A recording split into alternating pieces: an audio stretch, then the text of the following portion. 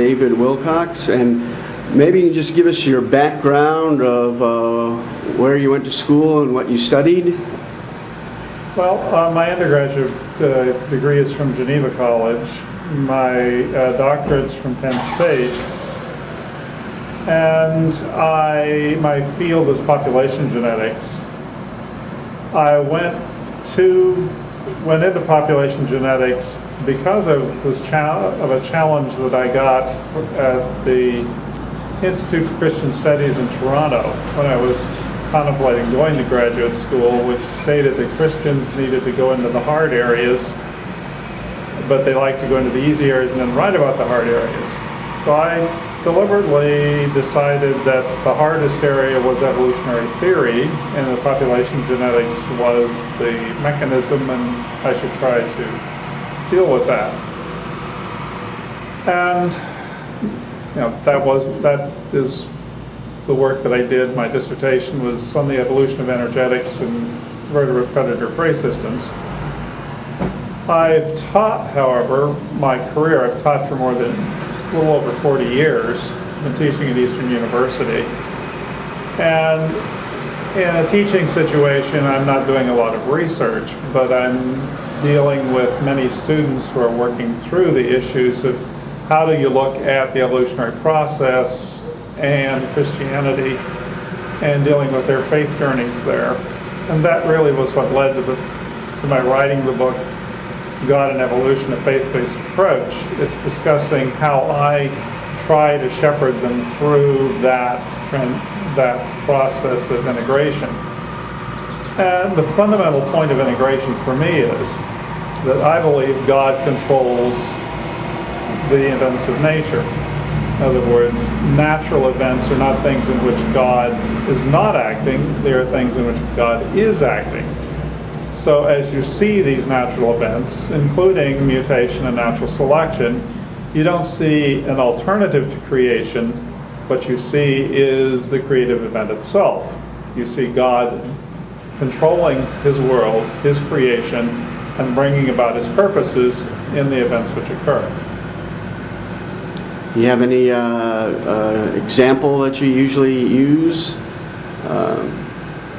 Well, of course, I use all kinds of examples. An example of what do you mean by an example? That would show that God uses evolution. Well, I think that as you look at the world, as you look at the events which occur around you, to see the hand of God requires the eye of faith, just as it does in your own life. As you look at how provision has been made, how He's guided your life, you say, I see, He was doing this.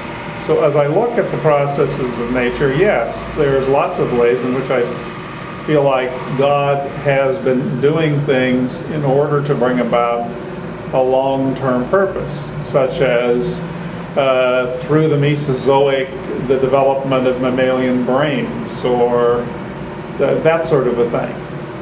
But I'm not trying to find a particular spot where I say, okay, this wouldn't have happened if it hadn't been for God. I don't think any of it would have happened without God. I see it shot through with the divine hand. So it's a little bit difficult to pick out one particular thing and say, okay, this particular spot is where I would look for God. I look for God in the whole thing. And I think the idea that you could produce beings who could write Beethoven's symphony, who could do poetry, who could produce the kinds of things that human beings have been capable of, doing mathematics, to understand the universe, and have it all be due to a undirected, meaningless process, requires far more faith than believing that a intelligent, loving, caring Creator has guided the natural world to produce these things, to produce human beings, and to produce the beauty that we see in the world. I mean, the world is an absolutely beautiful place. Biology, every time I look at it, at every level, it becomes more complex, more beautiful, and I see the beauty. And I think as I see the beauty, what I'm seeing is evidence of the Creator. It doesn't mean that, I mean, it's not God. The whole thing is a texture which shows how God's active presence, God's character, God's personality is being revealed through that which He has made. As Romans 1 says. Okay. Well, thank you very much. I appreciate your comments. You're welcome.